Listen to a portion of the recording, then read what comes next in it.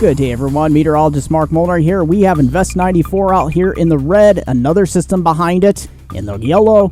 And what is going on? Are these systems going to make a run for New England here come Wednesday, Thursday, and into the weekend? Well, we'll definitely explore all of this possibility. You can see pretty formidable systems out here as the tropics awaken. And this old trough of low pressure out here caused by these two systems, will it make gateway for this system here in the Caribbean? As we head into the last week of October into November, could we be looking at a full-fledged hurricane raging across the Caribbean? We'll get into all the details in this edition of Weather Eastern and Hurricane Northeastern. All right, so let's start off here with Invest 94L. Yeah, we got this big old intertropical convergence zone that's really kicking here across parts of the Lesser Antilles, just east of the Lesser Antilles. But it's these areas here, Invest 94L, and this area of low pressure. Watch this as we put into motion, and I'll show you the Euro momentarily here to compare. But look at this. This is by Wednesday morning at 5 a.m. We're looking at showers and thunderstorms coming across parts of eastern New England. This is associated with Invest 94L. Whether this becomes a subtropical storm or even a tropical storm briefly remains to be seen. It could have the potential here. But look at this. It looks like by this point, Wednesday, it is a quick mover, so we will have some showers and thunderstorm action starting to dry out here in the Boston area already, so it is a fast mover here, and look at that. That moves into the Canadian Maritimes by 2 a.m. Thursday morning. Now, this next system just to the south here, this is where we're going to be looking at the potential for another system developing here. You can see this big old blob, and it's got a lot of tropical connection here. Take a look at this. I can follow this tropical connection all the way down to the Lesser Antilles here. This is where we'll be looking at some showers and thunderstorm activity here across the Virgin Islands, eastern Puerto Rico, and continuing up towards Bermuda here. You can see, look at this. Watch what happens as we go in time, as the GFS does with this system. It does kind of push a comma-type system up into parts of just west of Bermuda here. This is by Friday at 11 a.m. Take a look at this. As we go in time, we're going to be looking at the potential here for this system to try to inch ever so closely towards the east coast. But by this point, you can see there is going to be an area of high pressure starting to build in. So it's all about timing with this. But I think this high will potentially keep this system off the U.S. East Coast. We do need to watch that, though. Look how close, dangerously close it starts to come. This is by Sunday, October 30th at 11 p.m. Take a look at that as we continue in motion. It comes really dangerously close here. So however strong this system becomes, it's going to try to overcome this high just to the north that's slowly retreating, but we might eke in some showers and thunderstorm activity across parts of the Northeast, according to the GFS. I'll show you momentarily. The Euro is a little bit different on this system, but look at this. We could have some rain and wind conditions here Monday, October 31st at 5 p.m., so this could be affecting your Halloween plans here out on Cape Cod, but definitely too early to tell exactly where this system will be in respect to these high-pressure systems. Look how it starts to become, whatever it became, will be becoming extra tropical as it moves up into the Canadian Maritimes. Now, if we turn towards our attention to the south here, let's back this up. Look at this intertropical convergence zone. Don't even mind the hurricane that just spun up here. The GFS is continuing to spin this system up. As we take a look at the big picture here, you can see we don't have much to talk about here into the eastern Pacific. It's all here in the Atlantic as it just becomes alive. It's like somebody flipped on the on switch here. But let's just back this up slightly. Look how this system comes out of, this Friday, October 28th. So let's back this up just a little bit more. This is that strung out area of troughiness, low pressure. It's the tail end of this troughiness that we're going to see this right on the tail end of this axis. Watch how this spins right up. The GFS has been pretty consistent with this. Now, I want to see more closed low activity on the Euro, and we'll look at that momentarily. But look at this, Saturday, October 29th. Look how this really starts to take shape. GFS shows nearly perfect conditions for this to explode. Initially, it has a little bit of a hard time. It's skipping just north of Caracas here, along the North American coastline, just off the North American coastline. But you can see it starts to form somewhat of an eye by this point. So we're less than a week out that the GFS is showing this. So there's starting to become a little bit more confidence here. Take a look at this. This is just south of Hispaniola by Tuesday, so it does keep it away from some of these bigger islands, Caribbean islands to the north, but look at it. Starts to form the classic donut-shaped. This is by Let's take a look at the timestamp up there. Tuesday, November 1st. So this has gotten a bit earlier. Here is Jamaica over here. Take a look at this. And there's Cuba. There's Hispaniola. There's Puerto Rico. So Puerto Rico, it's still too early to say whether you're off the hook with this. But look at this. As we head in time, something curious is happening with this system. The steering currents become very weak. This is by Wednesday, November 2nd. So it's kind of veering towards the southwest here. This has been the trend this season. Would not be surprised if this verifies, but look at this is about the time, and I'll show you the upper level charts here momentarily. This is the time we start to get a eastern trough here kicking in. That's going to kick out pretty quick, and it's all about timing with this. Let's take a look as we continue in time here. Let's see what the GFS does with this system. So look at this. Really starts to spin it up into a major hurricane. Yeah, so if you're in Jamaica, not to say this solution will happen. This storm could be several hundred miles east-west, or it may just materialize into some sort of subtropical system. Nevertheless, the fact that the GFS is even suggesting this, it's a little too far out to, get a little panicked. But look at that. That would be a major hit to Jamaica, and then right up through eastern Cuba. There's our last frame. So yeah, at this point, there's another solution that may indicate that there could be some trouble, potentially, in the Gulf. But, this GFS run has kind of skipped it a little bit to the east.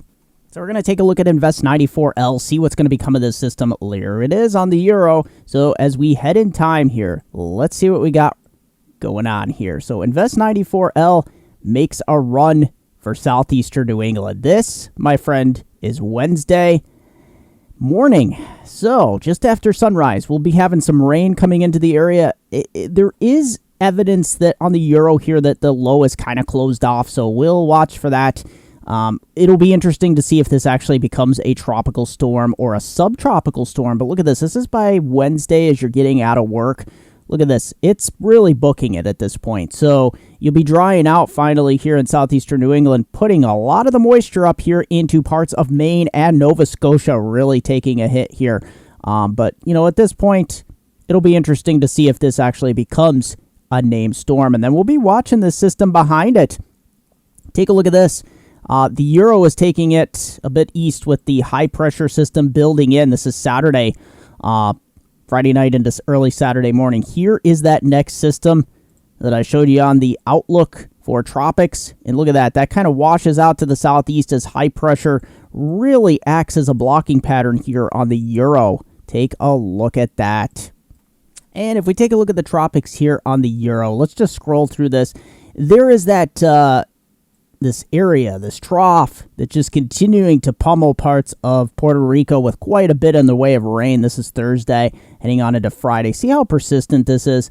It is persistent on the Euro as well, not as much as on the GFS, but you start to see hints of something here.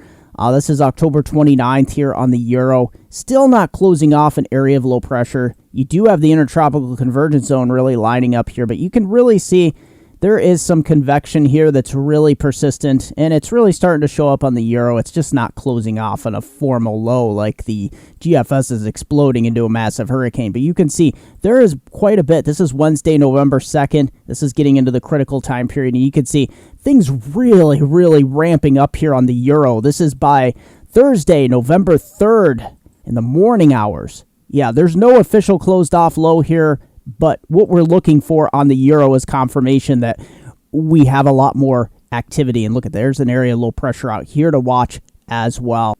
All right, so taking a look at the Euro here, here's the overall pattern. As we head throughout this week, here's Tuesday, area of high pressure moving to the northeast. We got this weakness, so to speak. This is where we're going to get those areas of pinwheeled tropical systems that may spin off of this area low pressure and try to head on north. The Euro is indicating a tremendous amount of blocking to the north, though. Look at this as we head towards Friday.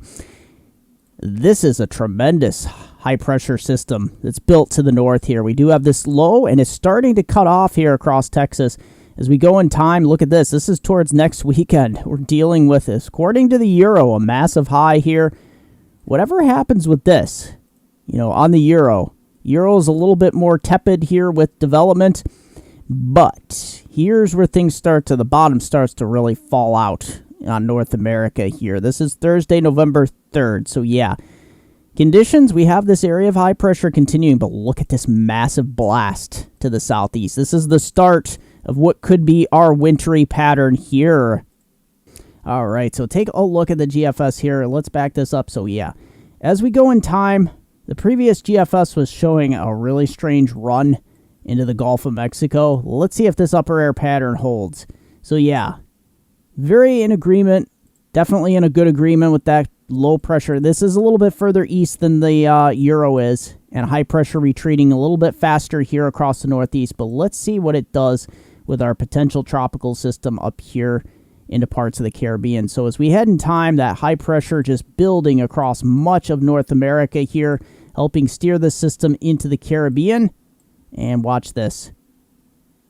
Yeah, essentially what you have here, look at that pivot. This area, this trough that starts to develop, it's all about timing. This is Sunday, November 6th. This is pretty far out. But look at how these hurricanes, they follow these troughs of low pressure. And that starts to help pick this system up more northerly, deflecting it away from places like the Gulf. So that is something we really need to watch. But look what starts to form behind it that's troubling. This is an area of high pressure. And look what it starts to do. Not to say this is going to happen. Florida, Georgia, Carolinas. Yeah, when you have a high pressure up here like this that's so strong, it wants the hurricane to make a hard left turn. We got to watch model run to model run, though, and then extrapolate that out over time, because we're going to have a lot of bouncing back and forth between each run. All right, so we take a look at the Western Pacific here. Yeah, look at this. This is surprising. We don't have too much to talk about momentarily here. Let's actually put this into motion and see if we actually, going forward, will have anything to talk about. I think we will. Yeah, we definitely, here is the Philippines. This is by Thursday, October 27th here. Here is what could be a typhoon spinning up here. So watch this as we go into motion here. Definitely want to keep an eye on this. This time of year, Taiwan and the Philippines can typically have these systems. Now, this system is being steered a little bit further to the north. This is October 31st. So here's Japan, and here's the system. It looks like it's actually kind of washing out. It's still a pretty formidable system by this time, but it's being drawn north by an area of low pressure, and that keeps it mostly east of Japan. Now, there is going to be some moisture that feeds up on the east side of it, so definitely want to keep an eye on that. Some flooding rain potential, and look at that. It kind of smacks into eastern part of Tokyo here. This is by Wednesday, November 2nd, so definitely have some time to watch this system, but it is probably going to mess our weather up pretty bad in North America. You know, I have this strong system going up towards parts of the Gulf of Alaska here. Now, watch what happens here as we head to the south. We have another system. This is by Wednesday, November 2nd. Look at this. It's trying to form right in the Philippines area. And there's a lot of shower and thunderstorm activity. It doesn't fully develop it until about Friday, here Saturday. So definitely the fact that we're seeing any sort of showers and thunderstorm action in this area in the Philippines. If you're in the central and northern Philippines, definitely keep an eye on this, even in the southern Philippines. And then look at this. We have another system here towards Vietnam. This is by Saturday, November 5th. Let's put this into motion. As we head in time, this system that was over the northern Philippines starts to develop into something. This is Saturday, November 5th. And do we have anything behind that? Not necessarily. So the Philippines really start to clear out by this time, which is great news. There's our last frame. So I can leave you with this last picture. It's if you're in the Western Pacific, the Asian Pacific, there is another system to watch. This is by the first full week of November. Whatever's left of this system. And look at that. The Philippines becoming clear as a bell. That's very good news if you're in the Philippines here. Because look at that. Behind that, it is looking rather clear. And look at that. I didn't show you much of the Eastern Pacific because there really isn't much to show. Look at that. After what was Roslyn, definitely not much to look at here. All right, HRRR model, our friend, our future radar. Wow, that looks like a big old mess there in the central section of the country. Look at that. Wow. Yeah, that's going to be the stormy area getting into Tuesday. Yeah, it's going to be some stronger storms here as we head to the southeast. But let's get into this. So as we head throughout the rest of Monday evening here, Tuesday. So here's what we got going on. Yeah, we got this big old mess here across the southeast. You're going to be having some strong thunderstorms, potentially severe. But up here in the northeast, what is going on? We got a weak old coastal here, and it's slowly moving to the northeast. Some of these could be some heavier gully washers, but most of you, like back here in eastern Pennsylvania, New York State, could be getting 1/10 of an inch or less. Up in Maine, this is where things are going to be a bit heavier. So as we continue in time here, let's take a look at the rest of your Tuesday. So yeah, we're going to have some showers. Some scattered showers are going to be around. Temperatures will be a little bit warmer, but look at this. It's pretty well much clearer than it was, say, Monday morning when you were waking up to a lot of surprised rainfall that headed pretty far east. But look at this. This is 4 p.m., 5 p.m., 6 p.m. as you're getting out of work. It's not too bad. We got some scattered showers here in the Catskills and Poconos, the Hudson Valley. You know, this is not too bad. It's not too bad compared to what's going on here back across the southern states. Let's back this up just a little bit. I want to show you the strong severe weather outbreak. So this is 8 a.m. Tuesday morning. So yeah, you're going to be seeing some stronger cells even back through parts of Arkansas early. But this is where things get cranking in the afternoon. Look at this, 11 a.m., 12 p.m., 1 p.m. This is going to be a squall line, damaging wind, large hail, and we could have some of these tornadoes in some of these cells that spin up here. So definitely want to watch out for that as we head in time. You know, as we get later in the day, it turns more to a damaging wind threat. Look at that, heading into Mississippi, Alabama state line here. Look at that, 4 p.m., 5 p.m., Birmingham coming barreling right into Nashville as well. Damaging wind, large hail. Wouldn't be surprised if you get some stronger isolated cells up here into parts of Indiana too. You know, some of these are looking pretty strong. And as we head in time, take a look at this. We head towards Wednesday, October 26th. This is looking like the system's pretty well washing out. It's pretty well occluding across the Ohio Valley area. And take a look at this. As we head in time, it's looking like once it reaches the northeast, it won't be much of a thing anymore. So, you know, not looking too bad here. We might have some showers, you know, Wednesday, 2 p.m. here, but not looking bad. All right, so if we take a look at the GFS total precipitation here, yeah, it's pretty much across the central part of the United States and then into the southeast with some of that severe weather. This takes us through, let's back it up to the weekend here. So yeah, we're dealing with quite a bit in the way of rainfall here across the midsection and along the northeast coast here with potential for Invest 94L here. So lots of tropical moisture bottled up. Let's zoom it in regionally here to the northeast. We'll take a look at this. So as we put this into motion, yeah, initially this is what's left over of that coastal storm, weak nor'easter across the northeast, another 1/4 to 1/2 an inch in Maine. However, this is where we could get into heavier amounts from whatever Invest 94L becomes here. And in the midsection here, the Susquehanna Valley, upstate New York, Pennsylvania, you're kind of stuck with almost nothing here. So your weather's going to clear out through the midweek and not looking too bad there. And if we take a look at the Euro, let's take a look at Euro precipitation amounts. Are they similar? Well, it looks like, let's back that up just slightly. So this nor'easter across the northeast, and combined this weak coastal low, whatever you want to call it, we get a little bit of heavier precipitation. This is late Tuesday, early Wednesday, and then another shot up here into eastern New England and Maine. So 1 inch looks to be the average here, 1/2 an inch, 1/4 inch, and then almost nothing back west here. And here we go, viewers, sending photos and videos. John from Huddersfield Stadium, UK. This was back on this past Saturday. Take a look at this. Beautiful blue skies across the area. Looks like a good time to get out there and enjoy. Nice capture there, John. And let's take a look at his next photo here. And look at that. Beautiful blue skies. Look at that nice clean field there. Just looking like a great day there, John. Nice captures.